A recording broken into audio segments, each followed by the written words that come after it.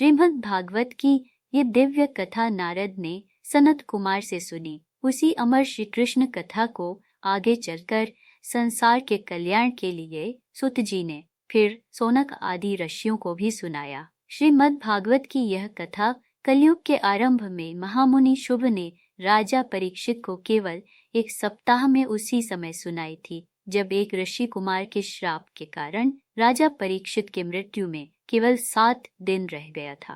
राजा परीक्षित तो बड़े धर्मात्मा राजा थे, महाप्रतापी पांडवों के पौत्र और वीर अभिमन्यु के पुत्र थे।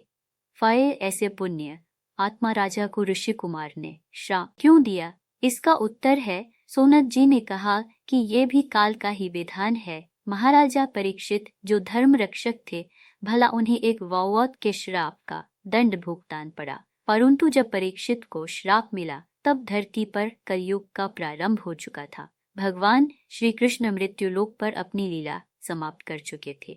इसके बाद पांडव भी सांसारिक जीवन को त्याग कर अपने पौत्र परीक्षित को राज्य सौंपकर स्वयं हिमालय की ओर चल पड़े और कलयुग चुपचाप एक चोर की भांति मृत्यु लोक पर प्रवेश कर चुका था। एक दिन शिकार खेलते खेलते महाराज परीक्षित जंगल पर गए तो वहीं पे महाराज परीक्षित को कलयुग दिखे तो कलयुग ने कहा, राजन मैं आपके राज्य में प्रवेश की अनुमति चाहता हूँ।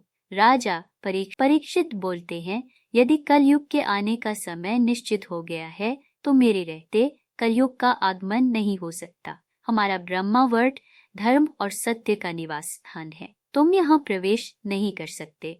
तब कलयुग बोलते हैं, हे राजन आपका वचन भी रह जाए और प्रकृति का नियम भी न टूटे, इसीलिए मैं आपके जीवन काल तक अपने आप को कुछ सीमाओं में बंधना स्वीकार करता हूँ।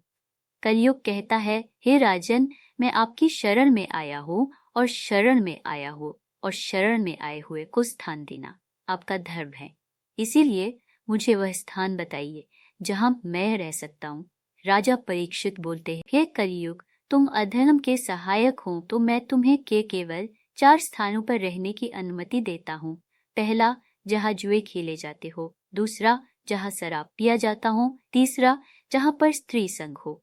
चौथा, जहाँ हिंसा होती हो। तब कलयुग कहते हैं, प्रभु इन 4 स्थान सीमित हैं, मुझे कोई और स्थान भी देने की कृपा करे। तब राजा परीक्षित कहते हैं कि धन में रजागों का वास है तो तुम सोने अर्थात गोल्ड में भी रह सकते हो।